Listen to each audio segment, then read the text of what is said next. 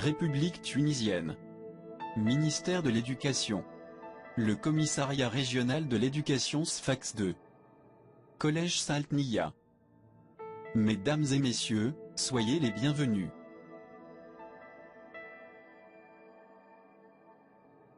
À 6 km du centre de Sfax, deuxième grande ville en Tunisie, Collège Saltnia a été créé en 1996 sur une étendue de 12 000 m², dont 3 148 représentent une surface couverte, un chiffre à réviser après les derniers travaux d'aménagement.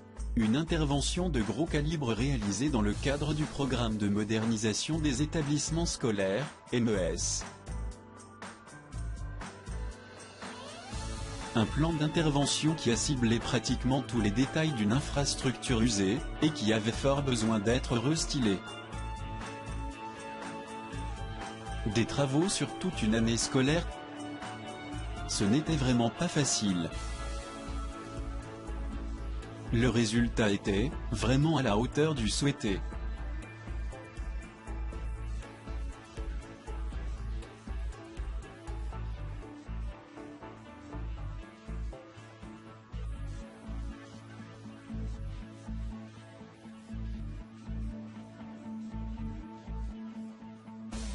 Collège Saltnia est désormais une construction bien modernisée.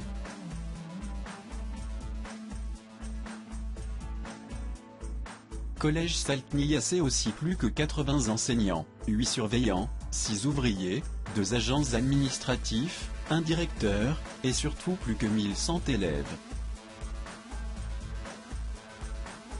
Des élèves bien satisfaits par un terrain de sport plus praticable, des vestiaires toutes neuves, une salle spécialisée pour les activités culturelles, une belle entrée.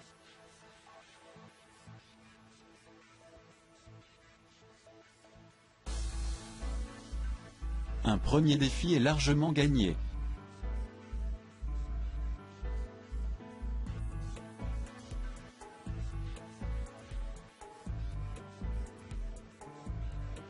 On estime qu'un défi plus important et plus délicat est à suivre. Il s'agit de difficultés d'apprentissage, échec scolaire, violence, délinquance, et notamment un vrai problème de communication.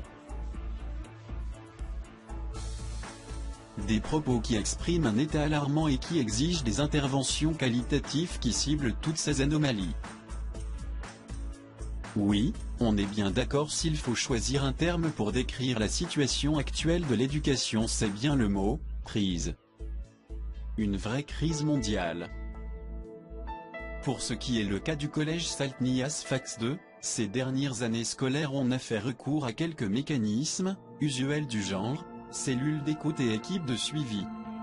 Il s'agissait vraiment de bloquer des comportements contagieux, nuisant au climat scolaire, dans un établissement ouvert à un environnement trop influent. Aujourd'hui, il est bien clair. Cet établissement est contraint à compenser la démission des parents de leur rôle éducatif.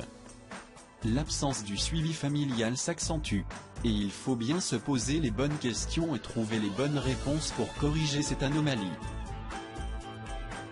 Au cours des années, notre petite expérience dans cette quête à l'amélioration des conditions de scolarité, nous a appris des choses. On a appris que nos vieils outils de communication, ainsi que les manœuvres de sensibilisation ne servent plus à grande chose. Et qu'il est temps de passer à un plan de secours, plus solide, impliquant tous les acteurs dans la vie scolaire, et en premier lieu, l'élève. À qui faudrait-il renvoyer la tâche principale, d'ouvrir des canaux de communication, certaines et efficaces, dans un cadre communautaire ciblant par tous les moyens possibles la qualité de vie scolaire. Conclusion. C'est vrai. Certaines innovations pédagogiques et pratiques impulsives telles que le suivi des établissements scolaires par les communautés, ou le renforcement des acteurs décentralisés, pourraient aussi être plus largement passées à l'échelle par les acteurs du développement, pour renforcer la bonne gouvernance des systèmes éducatifs et maximiser les effets de l'éducation.